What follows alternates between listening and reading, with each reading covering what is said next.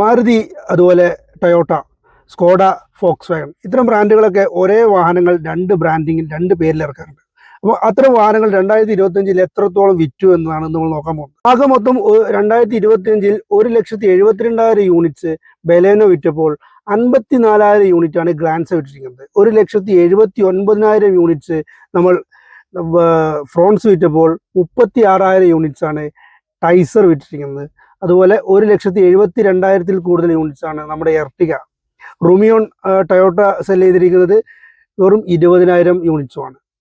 അപ്പോൾ ടൊയോട്ട ഹൈക്രൂസും അതുപോലെ Hyryder, grand Vitara, Invicto ഈ വാഹനങ്ങൾ കംപ്ലീറ്റ്ലി മാരുതി നിർമ്മിക്കുന്നതല്ല, രണ്ട് ബ്രാൻഡും കൂടെ കമ്പൈൻഡായി നിർമ്മിക്കുന്ന വാഹനങ്ങളാണ്. ഈ വാഹനങ്ങളുടെ സെല്ല് വന്നിരിക്കുന്നത് 1,04,000 യൂണിറ്റ്സ് ആണ് ഗ്രാൻഡ് വിറ്റാര മാരുതി വിറ്റിരിക്കുന്നതെങ്കിൽ 85,000 യൂണിറ്റ്സ് ആണ് ടൊയോട്ട ഹൈറൈഡർ വിറ്റിരിക്കുന്നത്. അതുപോലെ ഇൻവിക്ടോ ആയിട്ട് വെറും 3,000 പീസ് വിറ്റിട്ടുള്ളൂ. അപ്പുറത്ത് ഇന്നോവ ഹൈക്രൂസ് ഏതാണ്ട് 73,000-ലധികം പീസുകൾ യൂണിറ്റ്സ് വിൽക്കാൻ അവർക്ക് സാധിച്ചു. മാരുതിയും ടൊയോട്ടയും തമ്മിൽ കമ്പൈൻ ചെയ്ത് നിർമ്മിക്കുന്ന വാഹനങ്ങളുടെ ലിസ്റ്റും കണക്കും ഇങ്ങനെയാണ് വരുന്നത്. അപ്പം പുതിയ വാഹനങ്ങൾക്കായി അല്ലെങ്കിൽ പ്രീ ഓൺഡ് വാഹനങ്ങൾക്കായൊക്കെ നമ്മുടെ കോൺടാക്ട് ചെയ്യാം.